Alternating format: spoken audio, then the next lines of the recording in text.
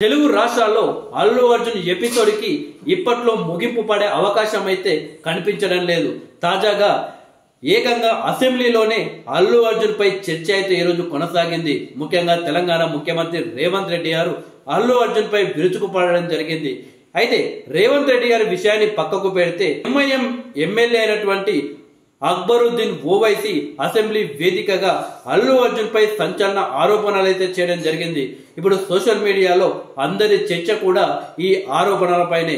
ఏకంగా అల్లు అర్జున్ సంధ్యా థియేటర్ లో సినిమా చూస్తున్న క్రమంలో అక్కడ బయట ఒక మహిళ చనిపోయింది, మరొక అబ్బాయి ప్రాణప్రాయ స్థితిలో ఉన్నాడు అని చెప్పగా అప్పుడు అల్లు అర్జున్ అవునా, ఒక మహిళ చనిపోయిందా, అలా అయితే నా సినిమా హిట్టే అని అల్లు అర్జున్ అన్నాడని అది నాకు తెలిసింది అని అక్బరుద్దీన్ ఓవైసీ సంచలన ఆరోపణలు అయితే చేయడం జరిగింది. సమాజంలో ఇలాంటి అల్లు అర్జున్ లాంటి వ్యక్తులు కూడా ఉంటారా, ఇలా కూడా ఆలోచిస్తారా అని చెప్పేసి మరి ఇంతలా దిగజారిపోతారా అంటూ అక్బరుద్దీన్ ఓవైసీ అయితే అల్లు అర్జున్ పై సంచలన వ్యాఖ్యలు చేశారు. సో ఇప్పుడు సోషల్ మీడియాలో నిజంగా అల్లు అర్జున్ ఇలా అన్నాడా, కేవలం పబ్లిసిటీ కోసమే అక్బరుద్దీన్ ఓవైసీ ఈ రకమైన వ్యాఖ్యలు చేశాడా అని చెప్పేసి ఒక చర్చ అయితే జరుగుతుంది.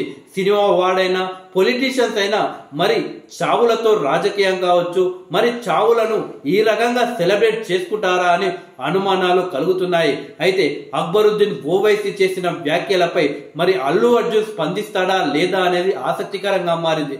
మరి కాసేపట్లో ఈ రోజు సాయంత్రం 7 గంటలకు అల్లు అర్జున్ తన నివాసం దగ్గర ప్రెస్ మీట్ అయితే నిర్వహించబోతున్నాడు.